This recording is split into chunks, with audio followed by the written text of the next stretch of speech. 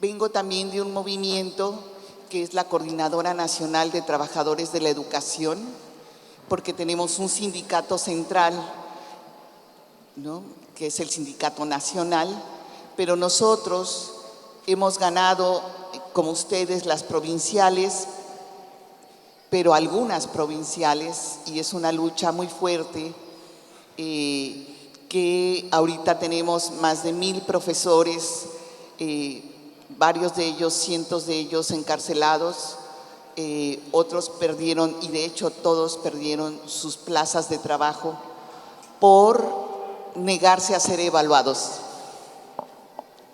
¿no? Entonces, esta lucha y este trabajo yo lo dedico a mis compañeros. Yo tengo la fortuna de estar aquí. Y también recordar que estuve aquí gracias también a la seccional de Paraná, a Tizas Rebeldes, y venimos con Alfonso Torres y los dos expusimos en aquella ocasión.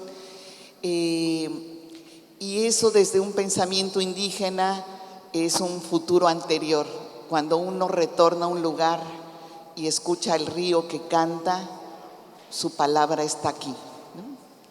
Entonces, por algo ese retorno tenía que venir nuevamente, ¿no?, y regresar con ustedes. Bien, miren, este es parte del movimiento, es una masacre que tuvimos en 2016 y las imágenes de los niños. Gracias. ¿Es este? No es este, creo. Miren, solamente para enganchar la discusión, porque la temática que a mí me toca tendría que ver con identidades culturales y procesos migratorios, pero tiene que ver con el paquete del neoliberalismo. Realmente nos tendríamos que plantear varias cuestiones para enganchar el diálogo con mi hermano, colega tan sabio en toda la cuestión de educación popular. Y ayer que compartí en un panel que trabajé en movimiento pedagógico en América Latina.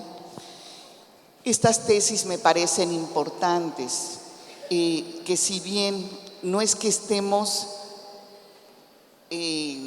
oponiéndonos a la educación pública, sino que los movimientos pedagógicos populares están caminando hacia otro rumbo y nosotros, atrapados en las políticas neoliberales, ¿verdad?, estamos atrapados hacia otro camino, aunque resistamos.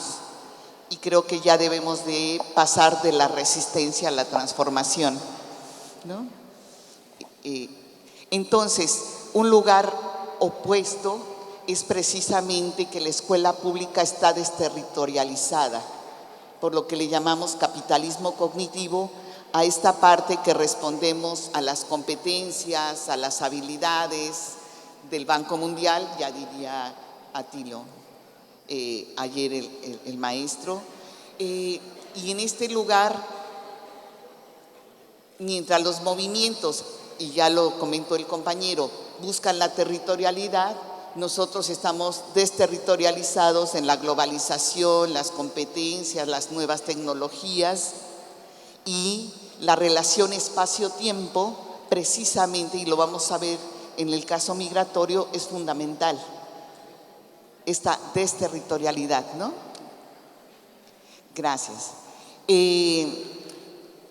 La idea de desarrollo que plantea la escuela es una idea de progreso y competencia, mientras que los movimientos pedagógicos y la educación popular está trabajando una naturaleza reapropiada y resignificada. Entonces nosotros naturaleza lo convertimos en un tema del programa, en esta idea de ambiente, ¿no? Una cuestión también ecológica muy preocupante, pero no hacemos nada, ¿no? O sea, entonces eso también nos está oponiendo. Perdón, gracias. La otra idea es esta idea de una oposición a las formas de explotación y una pregunta por lo que es lo común. Entonces, una de las discusiones que plantearíamos, ¿no?, es que sin territorio y cuál es la temporalidad que plantea la escuela, no estamos cuestionando la historia que contamos. ¿Qué historia contamos en la escuela? ¿De qué manera nos apropiamos del territorio? Mientras que la educación popular, los movimientos están planteándose esos ejes fundamentales para resignificar y apropiarse. Entonces, o nos damos cuenta de que estamos caminando a sentidos, ¿sí?, opuestos, o buscamos el lugar de encuentro para nutrirnos mutuamente, porque también corre el fantasma de que si se hace un proyecto público va a dejar de ser popular y crítico. Entonces los propios actores no quieren ser contratados como docentes, por ejemplo, ¿no? Entonces no queremos ser proletarizados, aunque somos subalternos y también en una franja de qué es clase social y subalternidad, que nos tendríamos que pensar ahí, ¿no? Entonces sí se va viendo las tensiones. Ese es, en México, en el movimiento magisterial del que provengo, tenemos una palabra muy hermosa que les comparto precisamente, que es compartencia. Compartencia es compartir estando contigo, construyendo. Por eso tenemos compartencias pedagógicas permanentemente, compartencias políticas, ¿no?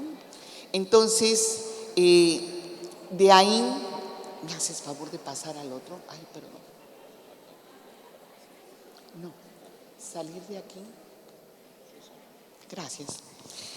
El tema de la migración lo vamos a trabajar, o sea, ahorita lo que hice es como enganchar la discusión que teníamos ayer con la de hoy. Yo sé que hubo compañeros que no pude compartir desafortunadamente, pero si ven, es el enganche de la continuidad de la exposición del compañero, que es volver a colocarnos en esa discusión, porque nadie está en desacuerdo con la escuela pública y la escuela de educación popular. El problema es que no nos encontramos, ¿no? Entonces, ¿cómo trabajarlo y cómo replantearnos? Muy bien, gracias.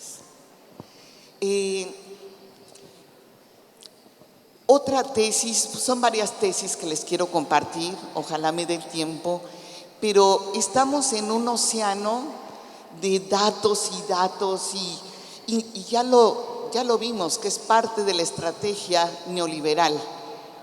Paquetes simultáneos de políticas. Y de ahí no hay sujeto, porque respondes a esta o a esta, ¿no? Entonces se reforma lo laboral, pero ya nos pusieron en la de pensiones, pero entonces subió el dólar, pero entonces dijeron que la ley docente, porque entonces la ley provincial, ¿no? Entonces ocurre mucho cuando trabajamos el proceso migratorio como un alarmismo. Y yo puedo irme muy contenta a México, los dejé muy alarmados con las cifras, ¿no? Y qué bueno, ya incendiamos el auditorio, qué bárbaro. No, aquí la lucha es qué hacemos, cómo lo hacemos, y no caer en el paquete de políticas simultáneas, ¿no?, sino saber caminar. Por eso es la metáfora en el océano de, puede ser el mar de cifras, pero una frase que es de los movimientos sociales: nos toca lo que nos toca. Cuando es que sabemos que va a haber gas pimienta y se utilizan las remeras, ¿no?, para cubrirnos. ¿Por qué vas? Porque toca lo que nos toca, ¿no? Y esa frase para mí, hermanos y hermanas, ha sido fundamental, ¿no? Entonces, ¿cómo habitamos el presente? Que sería, ¿no?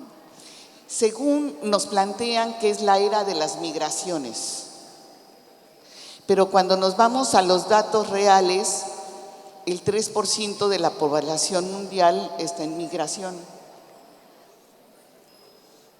¿O por qué se ha acelerado en los últimos 25 años y qué lógica tiene?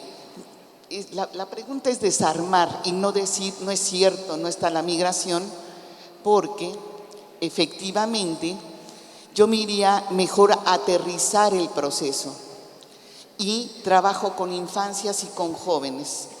Yo creo que en sus autorías está la palabra de lo que los maestros tenemos que construir. Segundo, necesitamos hacer un movimiento por la infancia y los jóvenes decidido desde la educación pública, ¿no? Tercero, cada vez que marchamos, la derecha dice que atentamos contra la infancia y los dejamos sin clases, ¿no? Somos asesinos de niños. No, vamos a tomar lo que es nuestro trabajo y creemos que esa es parte de otra regulación del trabajo docente, si hacemos movimientos pedagógicos y una apropiación. Estos datos me parecen fundamentales. El 80% de nuestras infancias habitan en las ciudades, en América Latina. Entonces, ya sé, y ocurrió un poco en la exposición de ayer, aquí no hay pueblos originarios, aquí no, aquí lo rural y lo agrícola está, no, al contrario, son el 20% que están en peligro. Preocúpense más ser el 20% que está en peligro en términos de apropiación del extractivismo. O una de las tesis es que van vaciando los territorios para apropiárselos, ¿no?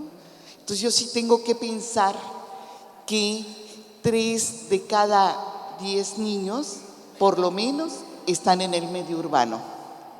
En mi país, el 76% de indígenas están en las ciudades.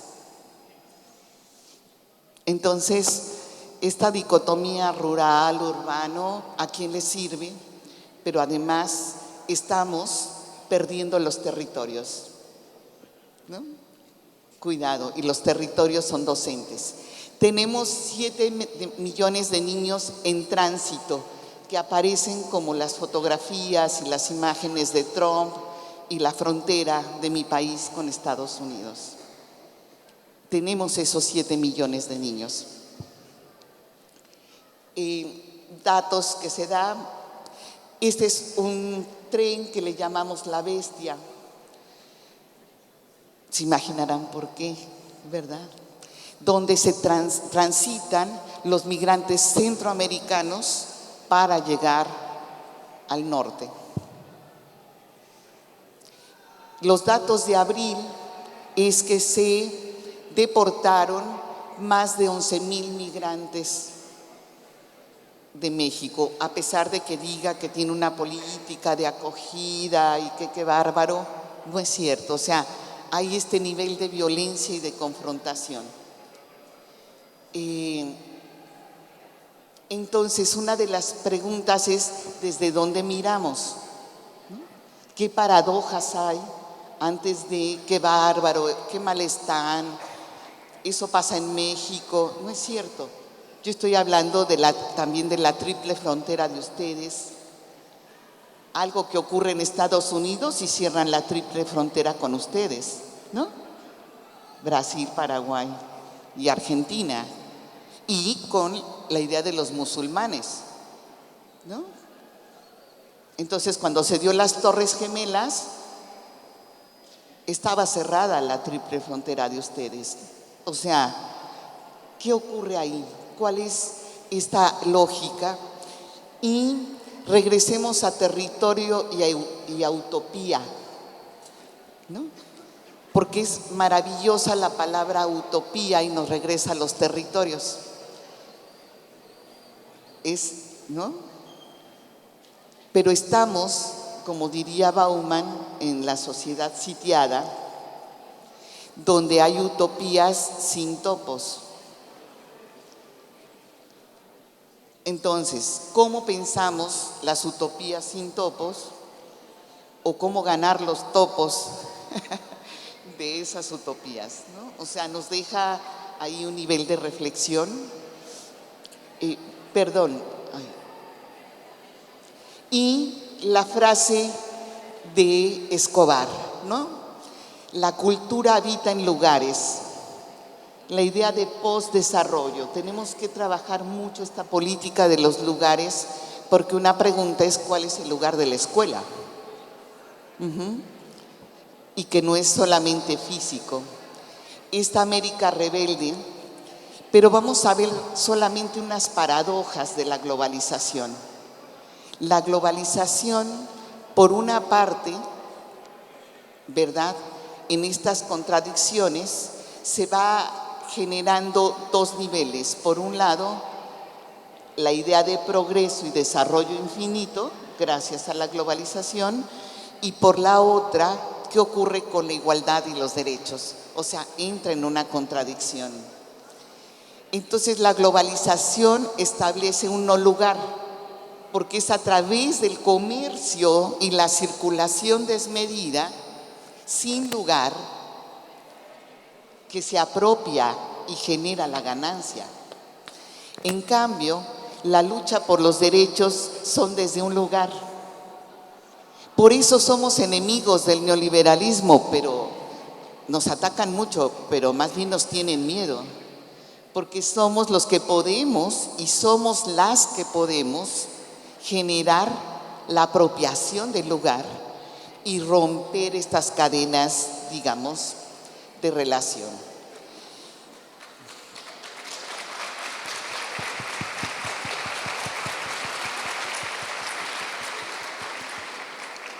Entonces, ¿cuál es el lugar de lo global?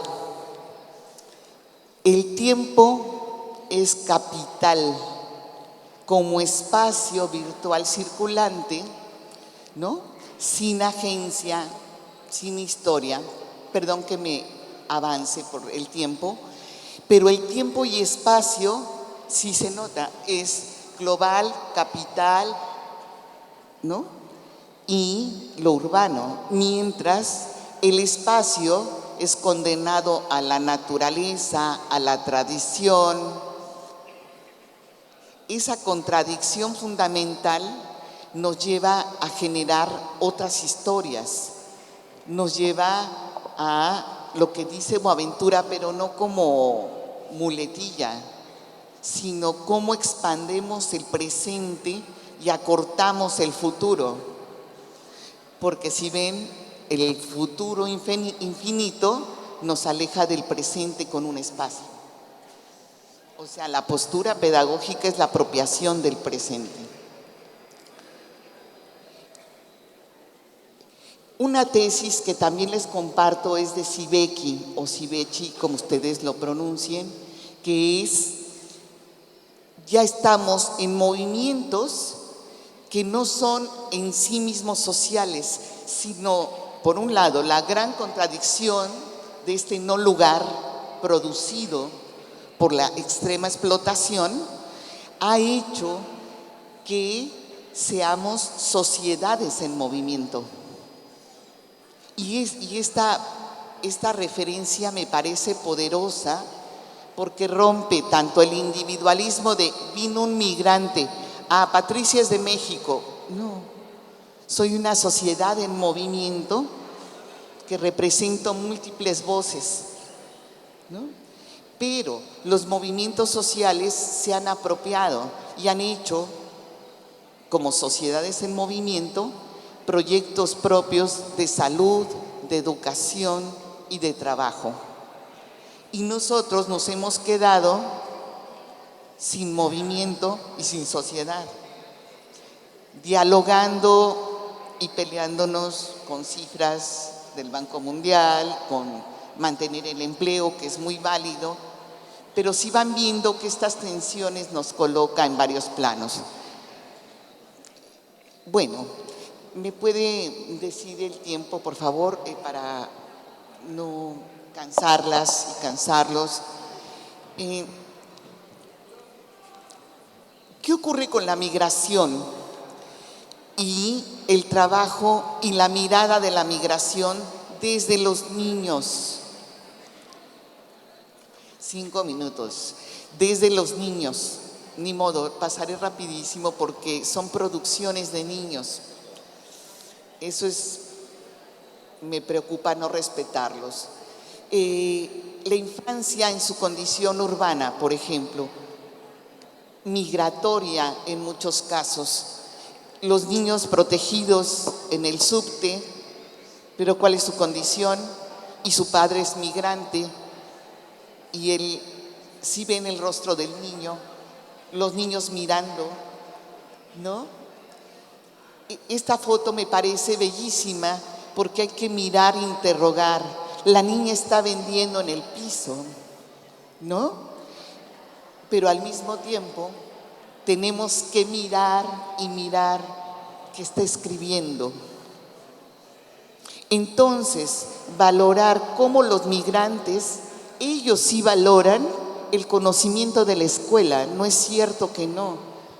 Y hemos encontrado en una investigación, lástima que no es posible pasar los videos, que hay comunidades que esperan que los niños terminen la secundaria o la primaria porque les va a ir mejor en Estados Unidos.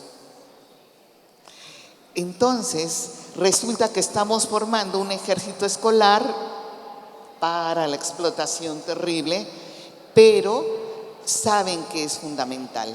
O no sé matemáticas, ¿cómo voy a hacer el cambio? ¿Cómo voy a ver?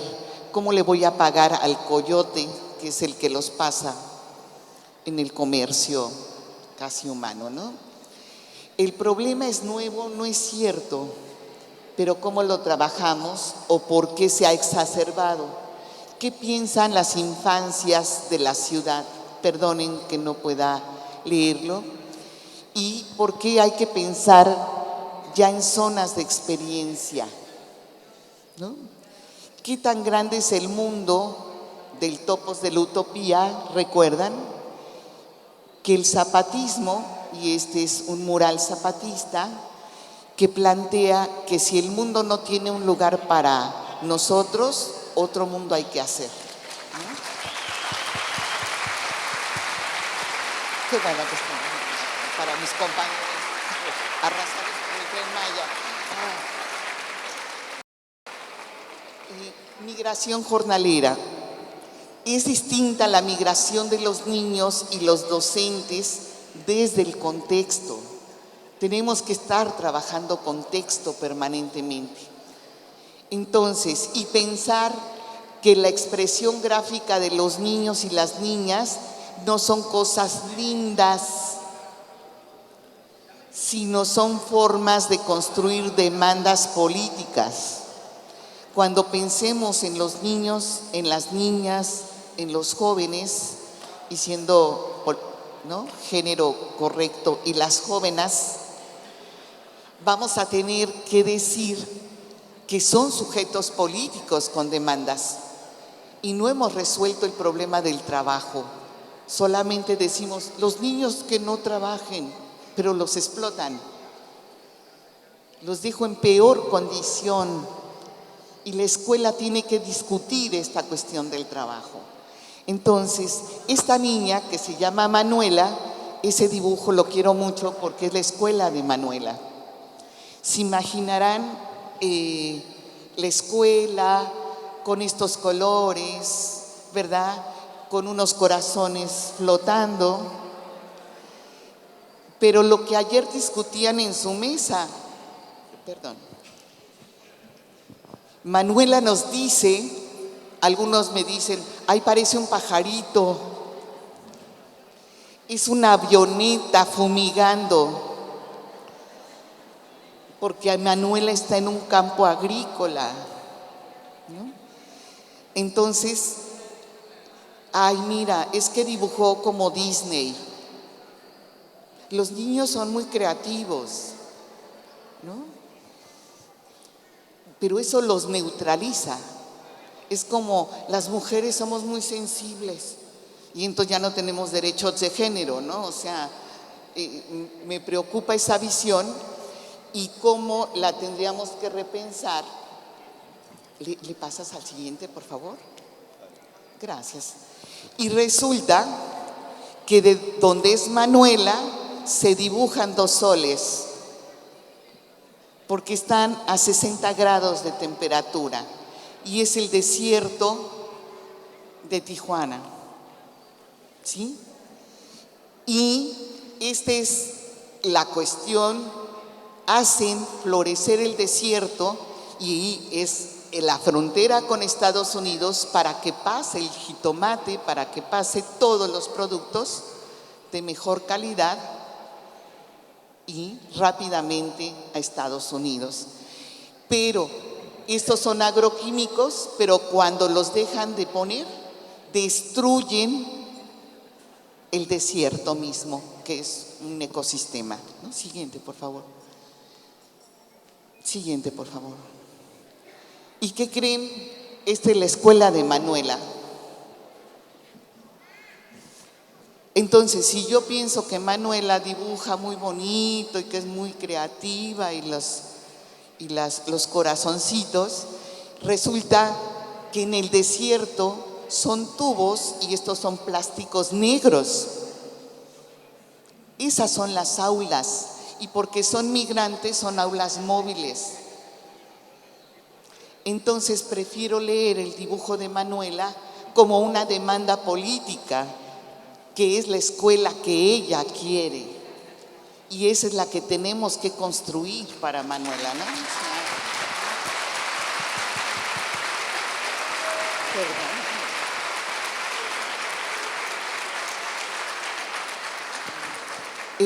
Migración y trabajo infantil son niños, todos tomamos café, aquí tengo un café, yo le llamo las manos color cereza porque es lo que pizcan. Son niñas monolingües, indígenas, pero los padres sí los mandan a la escuela para ver si aprenden algo de español. En particular, no sé si se ve esta foto, pero aquí, ¿cómo se dice a los tinacos de gas? Bueno, esto está colgando del techo, ¿no? ¿Qué se imaginan que es? La campana de la escuela, ¿no? Porque a piedrazos, con piedras, todo, y como está en un vallecito, los niños y las niñas bajan, lo escuchan por resonancia y son los pescadores de café. Entonces, un debate fundamental es qué es trabajo, ¿no? Y qué es escuela y qué podría ser educación y cuál es nuestro lugar en ese vínculo, ¿no? Espero, bueno, cerraré. Esta es una experiencia que hicimos con niños y niñas que sus madres son trabajadoras del hogar, se llaman, han querido hacer un sindicato, son mujeres migrantes, pero lo que encontramos en estas experiencias es que tendríamos que hacer relaciones mediadas, abuelas, madres y familias con los niños, para reconfigurar las relaciones intergeneracionales, ¿no? O sea, aquí, ¿con qué se curan? ¿Qué se cura? Entonces, en esta anagrama, las miradas de los niños, por ejemplo, ¿qué es la ciudad? Y dibujan cañerías de agua. ¿Y se acuerdan de Ítalo Calvino en Ciudades Invisibles? Resulta que hay una ciudad en las ciudades sutiles, la de Armilla, donde dice, parece devastado, pero lo único que existe son tuberías, ¿no? Entonces los niños están construyendo permanentemente su visión de mundo en esa migración que puede ser de múltiples maneras. Yo creo que ya somos migrantes todos y estamos construyendo en esa relación, pero la claridad aquí esta es la parte del río, pero cuando entra a la ciudad, ¿no? Pero además aquí en esta parte, la ampliamos, están asaltando en la ciudad, ¿no?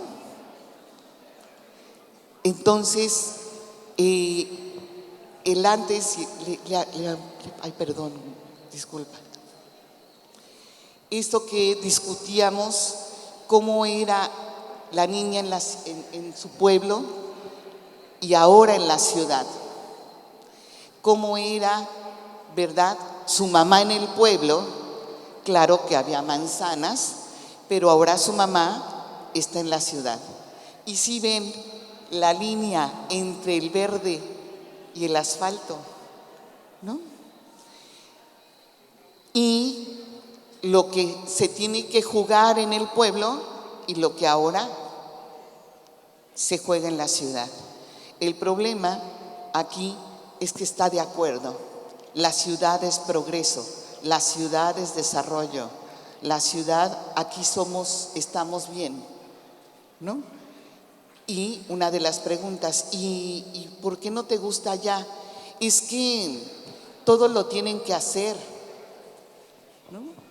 Tienen que cortar cosas para su comida, tienen que cortar cosas para curarse, hacen sus juguetes. No, aquí se compra y todo es más rápido.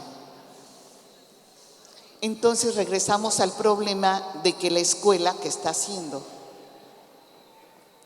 También está montada en una idea de progreso, desarrollo, lo urbano, ¿no? Entonces no hay contención ni una lucha por los espacios. Si pudiéramos ver los demás dibujos, juegan con esta idea, la idea de trabajo infantil. Bueno, lo que hemos hecho con la escuela de Manuela, cuidado con las políticas las identidades hechas políticas, porque precisamente es la manera de la taxonomía social del control. Mejor, ¿verdad?, trabajar la diferencia como lugar de encuentro. Y eso es un encuentro pedagógico, ¿sí? Es un encuentro de sujeto. ¿Qué pedagogía construir? Exclusión y… Nada más permítanme, perdonen. Miren qué bonito, les traía bastantes cosas para que vean. Pedagogías, nada más con esto cierro.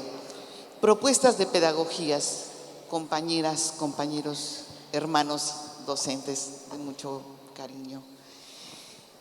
¿Les interesaría pedagogías ingrávidas, pero de plurilugares? ¿Y a qué voy?